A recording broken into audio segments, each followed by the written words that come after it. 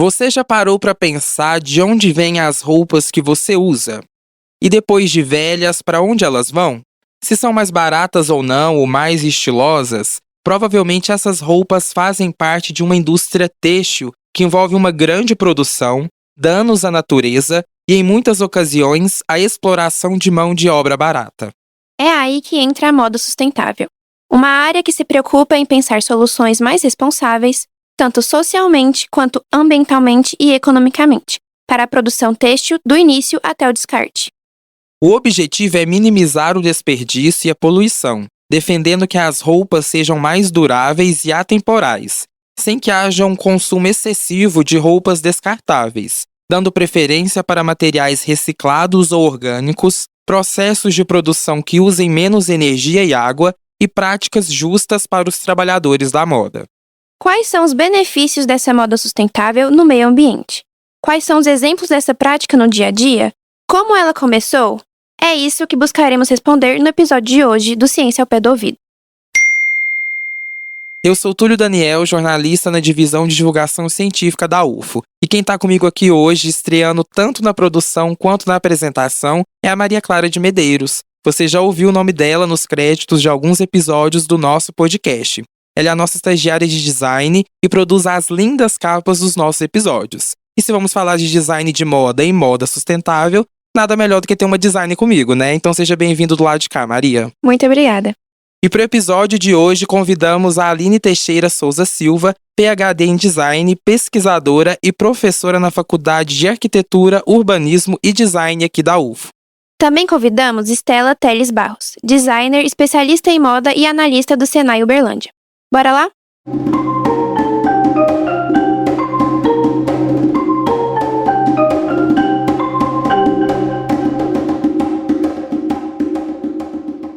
Bom, meninas, sejam bem-vindas então ao nosso podcast. Para começar, eu queria que vocês contassem um pouquinho sobre a formação de vocês e atuação. Eu sou formada em design aqui pela UFO e tenho pós na área de design de moda e também o mestrado na área de arquitetura e urbanismo aqui pela UFO também. Mas todo o desenvolvimento da minha carreira profissional, desde o início, eu falo assim, desde de entrar na faculdade, eu já inseri no mercado de trabalho no Senai, na área do setor de vestuário. Então eu já venho trabalhando nessa área juntamente com o desenvolvimento profissional. Então eu acredito que foi um ganho muito grande para mim, poder conciliar tanto o estudo quanto a prática, a vivência da rotina da indústria, vamos dizer assim, né? E eu sou uma apaixonada por essa área da moda, principalmente quando se trata dos fatores sustentáveis dessa área, né? Que vai muito além do ambiental. Bom, eu sou designer de produto de formação, eu fiz mestrado na área de planejamento do produto e o doutorado também na área de design de produto e trabalho aqui na UFO, no curso de design, ministro aulas na área de projeto e na área de materiais. A minha pesquisa também é voltada para os materiais e isso inclui também a moda como um dos produtos de design. E tenho também uma vivência, uma experiência na área de moda que vem desde a minha infância, porque eu cresci numa cidade que era toda orientada, voltada, né, como um polo do vestuário, ainda é um polo do vestuário muito forte, e a minha família tinha um envolvimento grande nessa área, com a indústria de confecção. Qual que é a cidade? Cianorte, no Paraná. E atualmente eu sou embaixadora docente aqui na UFO do Fashion Revolution, que é um movimento da moda sustentável.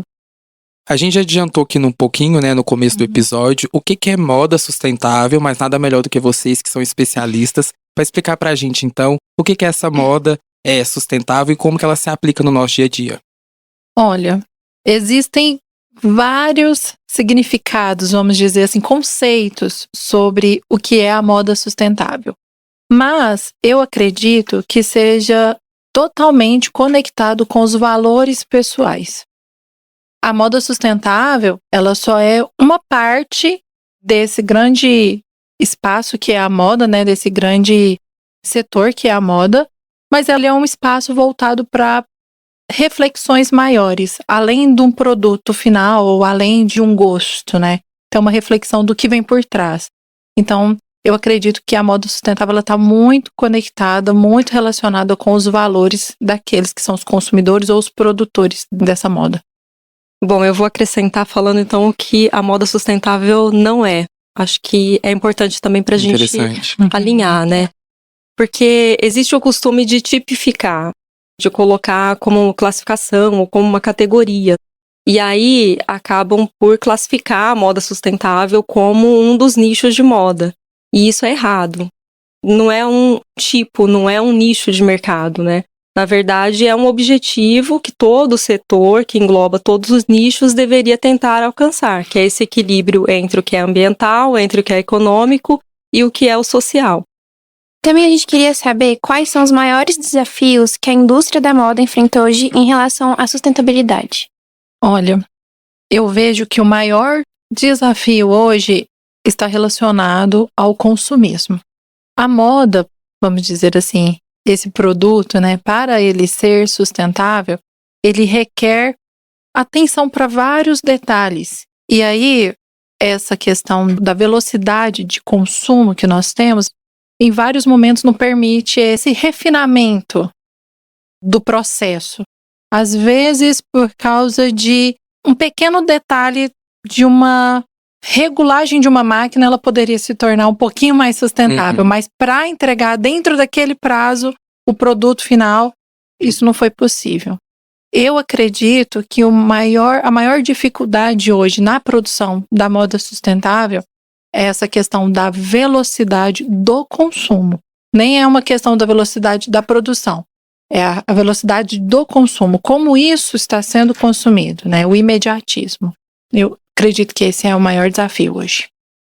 E esse consumo exagerado, ele acaba também impulsionado, né, vamos dizer assim, pela facilidade de produção e pelo baixo custo de muitos materiais, o que é também um grande desafio para o setor, que é se adequar aos processos e aos materiais que são mais sustentáveis, né? Sustentáveis, assim, buscando esse equilíbrio. Então, aquilo que é ambientalmente correto, mas que respeita o trabalhador, que é possível respeitar quem está envolvido com o setor, e também que a empresa consiga se manter. Isso é muito difícil para alinhar. E em se tratando disso, né, desses aspectos ambientais principalmente, em relação aos materiais e processos, é porque a gente pode considerar o impacto das fibras sintéticas, né, que se a gente considerar lá, o que é uma fibra sintética? É uma fibra que é produzida a partir do petróleo, é um plástico, só que é utilizado para fazer um tecido. Aí tem a maior parte das nossas roupas são construídas com essas fibras. Então tem o poliéster, tem a poliamida, elastano, que estão nas composições das nossas peças. O poliéster, para vocês terem uma ideia, ele representa 54% da produção das fibras atualmente. Isso é um problema, porque gera um impacto ambiental muito forte, mas as empresas não conseguem deixar de produzir sem considerar esse tipo de fibra nas suas produções, por conta do custo, que é baixo, e por conta da facilidade de produção. E aí isso acaba impulsionando, então, o consumo, porque você tem ali modos, né, de produção e uma oferta de materiais que acaba facilitando, né, esse acesso. A gente consegue comprar hoje roupa com muito baixo custo. Lógico que isso implica numa qualidade que também é baixa, numa qualidade não só de resistência, mas a qualidade de uso mesmo, que é ruim, e também acaba impactando essa geração de excessos, né, que a Estela comentou. Até abrindo aqui um paralelo com o que a Aline falou, né? E quando a empresa ela tem uma preocupação com a qualidade do material, que ele tem uma durabilidade melhor, ou que ele possa ser usado, vamos dizer assim, esteja dentro das tendências de moda durante um período maior, ou seja, ele ficaria sendo usado durante um maior período de tempo. A nossa metodologia, vamos dizer, a forma de consumo hoje pede que ele seja descartado ainda com vida útil. Então, isso gera lixo, isso gera resíduo, né? Então, essa dificuldade também, né, do acesso às novas formas de produção, às fibras, que eu acredito que esse é um ponto muito importante hoje dentro da indústria da moda, no segmento têxtil, ele é uma pesquisa, vamos dizer assim, ou até mesmo uma forma nova de trabalhar, que as empresas elas não estão preparadas para estar absorvendo. as empresas elas não estão preparadas para ter que aguentar ou suportar o desenvolvimento de uma fibra que para ela às vezes era muito importante, só que até aquela fibra já é produzida. Mas aí o custo da peça vai ficar muito alto, que não vai trazer benefício para aquela empresa, né? Então, existe toda uma teia para ser trabalhada, estudada, pesquisada, e voltando na mesma tecla, né? Estela está até repetitiva, mas o perfil nosso hoje de vivência da sociedade não permite toda essa análise dessa teia de uma forma mais concreta, vamos dizer assim. Existe a pesquisa, mas às vezes aquilo que já poderia estar sendo usado não consegue ter essa conexão por causa desse processo acelerado. E eu acho que tem uma questão econômica muito forte envolvida também, né? Porque hoje a gente vê aí vários sites onde vendem as famosas blusinhas mais baratas e que não tem um processo sustentável por trás, ou muitas vezes tem um trabalho escravo ou análogo à escravidão ali por trás, mas que por ser barato e acessível as pessoas consomem, né? É isso. O consumismo, né, a pessoa ela não vai ter essa reflexão do quem produziu, né, que é até uma questão muito levantada na semana do Fashion Revolution. Quem produziu, como foi produzido, como foi feito o transporte, né, quais foram os cuidados que essa peça teve antes de chegar pra gente, né? E aí entra por aquela questão dos valores. Cada um também tem os seus valores. Às vezes eu, como consumidora, eu vou olhar lá e falar, não, essa peça aqui, ainda mais conhecendo o processo, falar, essa peça aqui eu sei que era impossível ela ficar pronta para ser vendida a esse valor, né? O que aconteceu aqui por trás?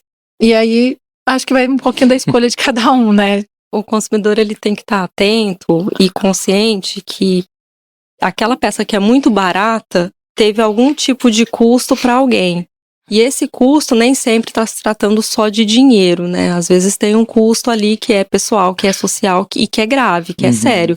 Então, em algum lugar ele foi falho, tirou de algum momento, né? De algum contexto, de alguma etapa da produção ou de alguém para poder vender aquele preço. E você falou um pouquinho sobre alguns materiais, como poliéster. Quais são os materiais assim sustentáveis que podem ser usados em coleções? 100% sustentável, né, ou assim, o que gera menos impacto ambiental, né, com 100% de segurança a gente não tem. Tem aqueles que geram menores impactos. Então, é lógico que tem uma série de fibras, as fibras naturais, que são melhores nesse aspecto, mas como a Estela falou, é um desafio para o produtor, porque nem sempre ele consegue produzir por conta de valor excessivo da produção. O processamento dos materiais é caro, geralmente demanda uma mão de obra especializada ou uma mão de obra que é mais artesanal, um processo que tem custo mais elevado, é mais demorado para produzir, tem uma lógica produtiva que é completamente diferente da lógica linear, né, que a gente tem no convencional hoje. É um desafio também em relação à sustentabilidade. Agora, se a gente falar em gerar menos impacto ambiental, as fibras naturais, óbvio que vão entrar aí como uma boa solução. Então, teria as fibras naturais que são biológicas, que são provenientes de plantas. Destacaria aqui talvez o linho, que é um material que tem uma fibra, né, biológica, que é limpa, que tem um processo mais limpo, que não depende tanto de pesticidas ou de químicos para se transformar num tecido. E a qualidade do tecido também é boa, a pessoa consegue, né, utilizar com conforto, ter uma boa peça, uma peça mais durável, e depois ela pode ainda se degradar quando finaliza o ciclo.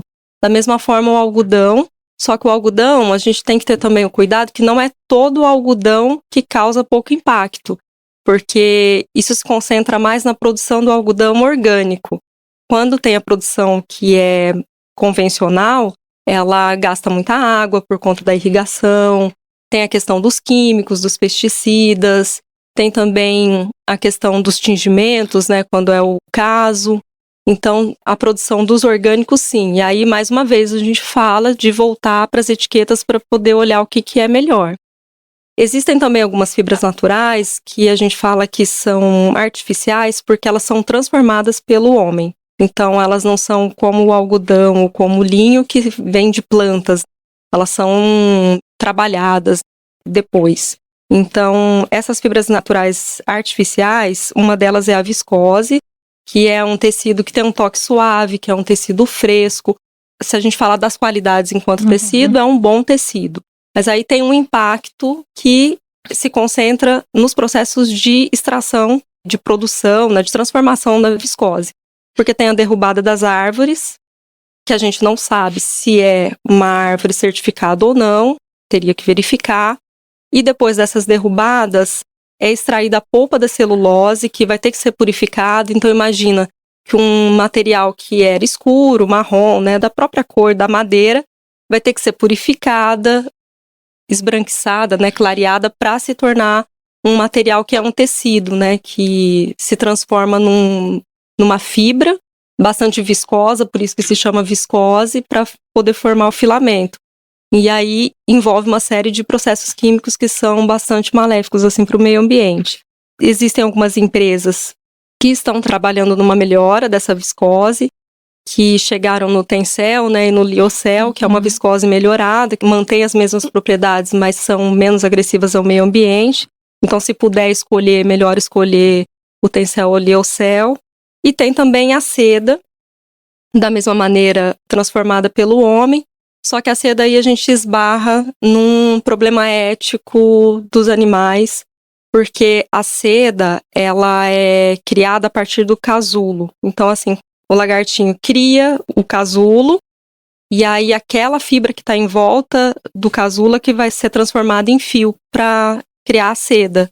Só que para retirar esse casulo, enquanto ainda é possível transformar no tecido, os casulos têm que ser cozidos, então o animalzinho morre. E aí a gente fala de uma quantidade muito grande de casulos para poder fazer vários tecidos, né? E nem é, assim, uma novidade também essa discussão ética, porque em relação à seda, porque ela vem desde a antiguidade, quando os budistas chineses já questionavam isso, né, esse trabalho. Então, assim, a gente tem que sempre estar voltando para esse equilíbrio, o que é menos impactante para a gente poder escolher as roupas. E eu acho que essa questão, né, dos materiais é muito importante nós observarmos durante quanto tempo eu vou querer estar com aquela peça. Porque é isso que vai garantir uma boa escolha dentro do seu critério. Por exemplo, a Aline falou sobre essas questões éticas em relação aos animais, né? E a gente tem alguns materiais, por exemplo, o couro, que ele vem, né, da exploração animal. Mas ele é um material hoje que ele seria classificado como sustentável na situação final, porque ele é biodegradável, ele tem uma durabilidade. Quando bem cuidado, uma peça de couro, ela é infinita. E aí a gente vê produtos, por exemplo, que são os famosos couros ecológicos, que nada mais é do que um material totalmente, um polímero ali, um poliéster, que você compra hoje e na próxima estação você não consegue usar mais, você tem que jogar fora, porque aquilo ali se decompõe, entende? Então, é importante até a gente ter essa reflexão, né? Se eu tenho essa questão da valorização em relação à não exploração animal, mas aí eu quero ter uma peça também que vai ser poluente, então talvez essa peça deveria ser abolida do meu guarda-roupa, entende? Então, essa relação com a escolha dos melhores materiais, eu falo que tem que estar muito amarradinho, a marca, ela tem que estar muito bem sintonizada com o seu perfil de público, qual que vai ser o seu consumidor e até mesmo assim, esses são os valores da minha marca, então eu vou procurar esse perfil de consumidor. Não vou aceitar vir qualquer outra coisa que vá além desses valores que nós buscamos. Então, existem as fibras, existem esses outros materiais, vamos dizer assim, que podem ser usados como tecido, e existem os aviamentos também, que eu acho que é importante a gente destacar. Hoje, muitos aviamentos, eles não têm uma qualidade que vai garantir uma durabilidade maior daquela peça. Quantas vezes nós compramos uma calça jeans que a gente sabe que o jeans é excelente, que ele foi muito bem produzido, mas aquele zíper, ele estragou nas primeiras semanas, nos primeiros 2 meses que você está usando, ele já estragou. Por quê? Porque a qualidade daquele aviamento não era condizente. E aí, muitas vezes, por causa de dificuldade, a pessoa ela não vai procurar fazer uma troca, ela vai acabar descartando aquela peça. Uma peça que poderia durar 2, 3 anos por causa de um aviamento ali que tem um custo pequeno, ela já foi descartada. É importante a gente observar, eu acredito também muito essa questão do uso dos aviamentos. quais são os aviamentos escolhidos para estar fazendo aquela composição total da peça. Só acrescentando um parêntese sobre a questão do couro, que mais uma vez, que parte para a consciência do consumidor de tentar olhar as etiquetas, porque essa questão, a Estela comentou que as empresas chamam de couro ecológico. De ecológico não tem absolutamente nada. Porque é algo que estraga muito fácil, muito rápido, tem data marcada de validade, é no máximo 5 anos. Só que o que acontece? Quando você compra, esse período de tempo já foi utilizado pelo momento que a peça ficou em estoque, ou pelo momento que a peça ficou na fábrica. A gente não sabe, né, quanto tempo que a fábrica demorou para utilizar aquela manta de polímero para transformar na peça. Então, dura muito pouco nas nossas casas por conta disso. Então, de ecológico não tem mesmo nada. E é um plástico. É literalmente uma manta plástica de poliuretano. Então, é péssimo, assim, para uso, para o meio ambiente, né? Então, não tem nenhuma das qualidades que a gente poderia falar. Por exemplo, poliéster é péssimo, é ruim, só que tem alguns poliésteres que pode durar muito tempo. Então, pelo menos essa questão da durabilidade, né, ficar muito tempo com a gente, ainda pode ser alguma vantagem. No caso do poliuretano, nenhuma. Não, e eu acredito assim, nem conforto térmico, ou vamos dizer assim, ergonômico pra gente, que é o usuário, né? Essas mantas aí, elas só se você tiver um lugar muito frio, porque ele vai aquecer muito, né? Que eu não vejo, assim, que seja muito uma realidade nossa, assim, do nosso país hoje. Essa questão que a Aline falou sobre os polímeros, né, os poliéster, existem fibras que são desenvolvidas para atender determinados nichos, né? Por exemplo, o esporte, ele é muito utilizado, mas aí eu acredito que é o uso da tecnologia ao nosso favor. É muito melhor você estar usando, às vezes, uma peça ali que ela vai te dar todo esse conforto, porque ela foi destinada para isso, ela foi pensada, ela foi estudada para ser aplicada daquela forma, né? É importante, gente, nós temos um olhar muito criterioso para o nosso consumo, para que nós vamos usar, né? E eu gosto muito de usar essa frase, fuja das tendências. Porque existem pessoas que elas têm um senso de apenas seguir aquilo que está sendo divulgado pela mídia para o consumo. E aí isso nem sempre vai de acordo com o gosto da pessoa. Então, aí é só um produtinho que ela comprou para usar uma vez, ou às vezes só para satisfazer aquele desejo emocional de comprei e vou pôr aqui nesse guarda-roupa. E aí daqui 2 meses, 3 meses... Compra só pra ter, né? Pra falar que tem. Ela tem. Logo ela já vai para um descarte, né? É um cuidado que a gente tem que ter. Pelo que vocês falaram, a tecnologia está muito presente dentro do desenvolvimento de produtos, de materiais. E a gente queria saber como que a tecnologia está influenciando o design de moda sustentável.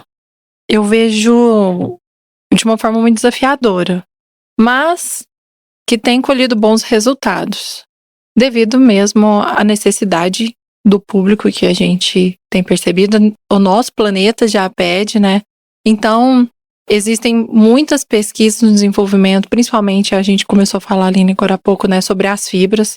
E eu acredito que, além desse conflitos de interesse dessas fibras, elas podem sim logo estar já inseridas no mercado, devido a essa mudança de consciência mesmo de consumo e esse perfil das empresas mesmo, né? Então, a tecnologia ela vem auxiliando muito nesse processo. Que tem falado muito, né, sobre a inteligência artificial. Eu acredito também que na parte de desenvolvimento do produto, na parte ali da criação, dentro de uma confecção, vamos dizer assim, gente, tem um processo bem amplo, desde o momento que o desenho, vamos dizer, aquela coleção foi consolidada, desenvolveu-se aquela ideia inicial do produto, até ele ficar pronto mesmo, passa por vários processos, por exemplo, de modelagem, de cortar aquela peça, de costurar aquela peça, os manequins de prova, e aí aquilo não ficou com o caimento que queria, e aí aquilo volta. Até ali na produção tem um desgaste, vamos dizer assim, de tempo, de material, vamos dizer assim, de desperdício, né?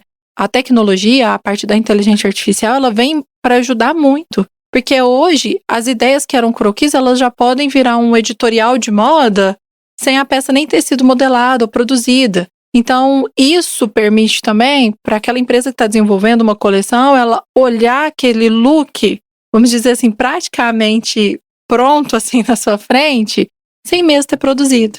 E aí ele já vai ver e fala assim, não, meu público ele usa isso, não, ele não usa isso. Esse bolso aqui tá completamente fora do que a gente tinha pensado. Que são detalhes pequenos na hora da concepção do produto final ali, que fazem muita diferença. Então, eu vejo a tecnologia também sendo uma grande apoiadora no processo de desenvolver um produto. Além de pensar assim, nas fibras, no material que aquilo foi feito, mas em você ver a realidade daquele produto no mercado, por exemplo. Eu acho fantástico isso. E para acrescentar, assim, do ponto de vista dos materiais, uma coisa que me encanta muito é que as soluções mais atuais, que parece que tem lá um caminho traçado que vai dar certo, do ponto de vista dos materiais, é que é a busca de soluções não tão óbvias e até mais simples do cotidiano que a gente nem imaginava. Por exemplo, algumas fibras que estão sendo construídas a partir do substrato de fruta, substrato de plantas, a partir de cogumelos, a partir de algas, por conta, né, da degradação, então em substituição principalmente às fibras sintéticas, e também por conta da qualidade. Tem uma fibra que se chama Pinhatex, um têxtil, né, que se chama Pinhatex, que veio para substituir o couro animal, e é feito da fibra das folhas do abacaxi. E já é uma realidade, ele já é um material de muitas marcas. Inclusive a Nike utiliza para os tênis, para uma linha que tem utilizado o Pinhatex, que é essa fibra que vem do abacaxi, que é um produto resistente, que tem a estética do couro, que dura por algum tempo, né? E depois vai ser absorvido pelo meio ambiente, então ele não vai ter tanto problema no descarte. No caso dos cogumelos, também, em alguns casos, já é uma realidade para a indústria da moda. E no caso do cogumelo é muito legal porque é utilizado o micélio, né, que é a parte inferior do cogumelo, e por se tratar de um organismo vivo, ele já é meio que projetado na forma que ele vai ficar quando ele se estruturar. E aí ele já dá a forma para o produto a partir desse cultivo do material vivo. Inclusive em peças tridimensionais, no caso de bolsas, algumas partes de sapato e tal. E as algas também têm sido utilizadas, né, como teste para esse tipo de substituição da produção convencional. Ainda falando sobre essa questão das fibras, acredito que a Aline deve até saber desse documento, o relatório Fios da Moda. Eu achei fantástico esse documento, ele é uma pesquisa de 2021 e ela pesquisa a nível Brasil, vamos dizer assim, os 3 maiores fibras produzidas, né, aqui no Brasil, que é o algodão, o poliéster e a viscose. O que é interessante, essa análise? É um estudo que verifica como essas fibras são produzidas. E aí, a partir disso, propõe novas formas de produção. Então, eu acredito também que aquilo que a gente já faz pode ser melhorado. Aquilo que a gente já usa pode ser melhorado, né? Que nem a gente começou falando ali sobre o algodão orgânico. Existem fibras que são excelentes, mas que ela tem um impacto negativo, talvez na forma de ser produzida ou talvez lá no final, e que ela pode se despertar um olhar para ela, para uma nova forma de trabalhar essa fibra. E eu acredito que as tecnologias, elas estão também despertando esse olhar do, eu já tenho isso aqui, por que eu não posso melhorar isso? Né? E olhar também para as vocações locais, né, Estela? Sim. Porque também a gente às vezes fica esperando muito aquilo que é tecnológico e que vem de fora. Enquanto que a gente tem aqui uma qualidade produtiva grande, uma experiência enorme no Brasil, que a gente pode, inclusive, utilizar para levar para fora, né?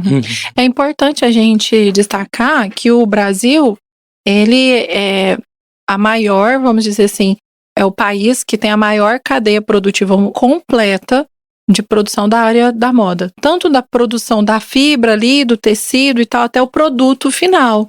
Então, o nosso país é muito rico nesses segmentos, né? Tanto a produção têxtil quanto a produção de moda, produtos finais, né? Que a gente fala assim, que é a indústria têxtil e a indústria do vestuário. Eu acredito que é importante a gente levantar rodas como essa, de debate, né? Maiores. Não só ali dentro das universidades ou dentro do nosso meio ali de trabalho, mas onde eu estou inserido nessa sociedade, no meu lar, na minha família, com os meus amigos, onde que eu vou colocar ali um pouquinho do meu valor, daquilo que eu acredito? Então, é o que potencializa e o que desperta também um olhar mais cuidadoso para a sociedade como um todo. puxando um pouquinho desse seu gancho que você acabou de falar, Aline, no começo da sua apresentação, você falou um pouquinho da Fashion Revolution, né? Inclusive eu participei esse ano, a gente teve a primeira aqui na UFO. Eu queria que você explicasse pra gente o que que ela é e o papel mesmo dessa educação e desse tipo de eventos dentro da universidade com essas conscientizações mesmo ao se pensar moda, ao se pensar o design em si e essa produção têxtil. Então, o movimento Fashion Revolution é um movimento ativista e ele visa levantar todas essas questões, discutir, fazer como a Estela falou, proporcionar esses espaços de discussão para que a moda sustentável se consolide, né? Anualmente, acontece de forma simultânea no mundo todo, na semana de 22 a 29 de abril, a Semana Fashion Revolution, que é uma semana que é dedicada a essas ações. Então, é quando essas ações elas saem do âmbito do movimento e tomam o lugar em espaços como a universidade, mas também nas empresas, em outros locais, né, nas cidades. Aqui na UFO, a gente fez integrado ao Fashion Talks, que é um outro evento que a gente vai começar a promover todos os anos. Para encerrar, que conselhos vocês dariam para os consumidores que querem adotar uma abordagem mais sustentável em suas compras de moda? Olha, o primeiro conselho que eu dou é: entenda qual é o seu estilo. Nossa, Estela, mas isso é complicado. É complicado? É um pouquinho, mas não é impossível. Hoje na internet nós temos assim acesso a tanto conteúdo bom sobre isso. Então busque o seu estilo. É o autoconhecimento, gente. Para você consumir moda bem, você tem que se conhecer bem, porque aí você não vai se moldando a qualquer realidade que vier. Você vai se moldar à sua realidade. Você vai conseguir conciliar os seus valores com aquilo que você gosta de estar se vestindo. Então, primeiro conselho: conheça o seu estilo. Esse é o principal. E assim, isso é importantíssimo. Às vezes as pessoas meio que desconsideram ou desvalorizam isso, né, Estela? Mas assim, é importante e é uma das estratégias que a gente pode adotar mais eficazes nesse caminho para a sustentabilidade. Porque se você se conhece, você sabe do que você não gosta, você evita compra por impulso, você evita de comprar, ver alguém comprar, também quero comprar e compra igual. E evita o descarte, porque a pior coisa que tem é você comprar alguma coisa que você não vai gostar, não vai se identificar, ou que depois de um tempo você percebe que ela não te cai bem, né? E aí deixa dentro do guarda-roupa, e aí aquilo vai acumulando e vai virar lixo na sequência. Então, esse ponto, ele é fundamental. Ele deveria fazer parte também de ações mesmo de conhecimento, como essas que a gente citou.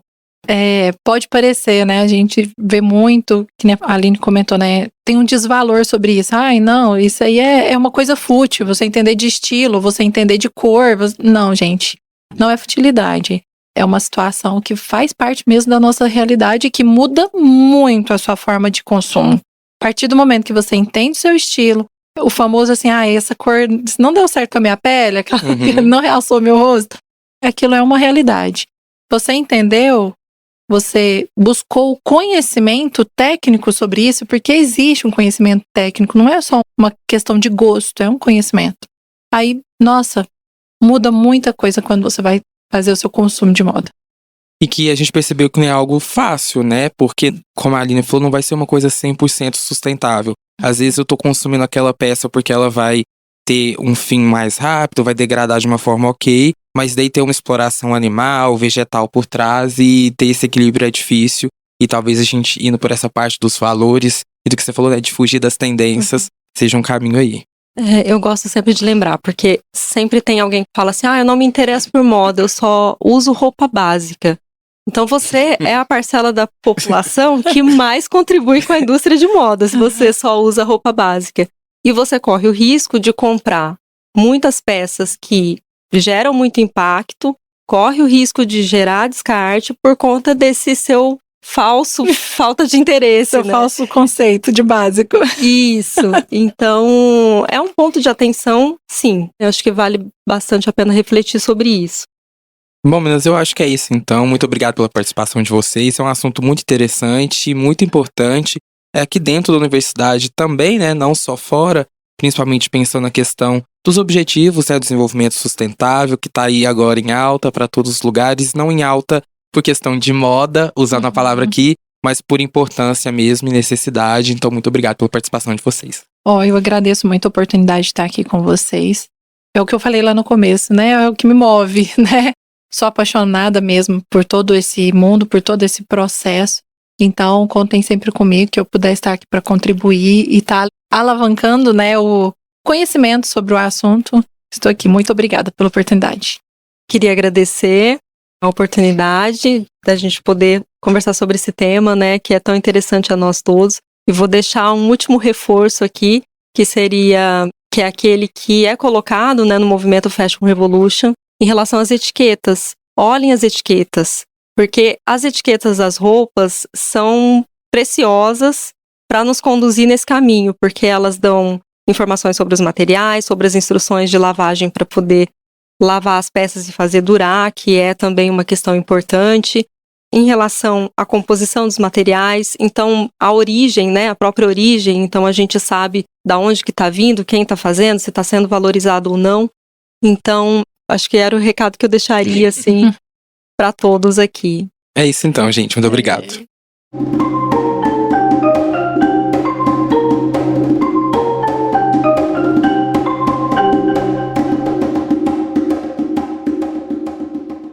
Bom, pessoal, esse é o momento em que você que segue o Ciência ao Pé do Ouvido nos avalia. Se você nos ouve pelo Spotify, deixamos uma caixinha aqui embaixo. Conta nela pra gente se vocês já tinham ouvido falar de moda sustentável. A gente lê tudo. E segue a gente nas redes sociais para acessar os outros conteúdos que preparamos para você. Estamos no X, antigo Twitter, @aopédoouvidopod e, claro, nas redes sociais oficiais da UFO. As arrobas você encontra aqui na descrição. Gostou desse episódio? Quer perguntar algo, mandar um recado ou indicação pra gente? É só mandar um áudio pro nosso WhatsApp. Nosso número é 34 99948 4655. Repetindo, 34 99948 4655. Muito obrigada por nos ouvir até aqui. Até semana que vem. Tchau, tchau. O Ciência ao Pé do Ouvido é o podcast da Divisão de Divulgação Científica da DIRCO, a Diretoria de Comunicação Social da Universidade Federal de Uberlândia. Apresentação, produção, entrevista e divulgação nas mídias sociais desse episódio foram feitas por mim, Maria Clara de Medeiros, estagiária de design na Divisão de Divulgação Científica da UFO, e pelo Túlio Daniel, jornalista também na divisão e editor de produção do nosso podcast. A comunicação imagética também foi feita pela Maria Clara. A principal transição sonora é composição do percussionista Eduardo Fraga Túlio, que é pesquisador e professor de música aqui na UFO. A captação de áudio foi feita por Euler Reis, edição, montagem e finalização são do Márcio Gama, a direção de comunicação social da UFO é da jornalista e pesquisadora Renata Neiva. O Ciência ao Pé do Ouvido tem apoio da Fundação de Amparo à Pesquisa do Estado de Minas Gerais, a FAPEMIG. Voltamos na próxima terça-feira. Até mais!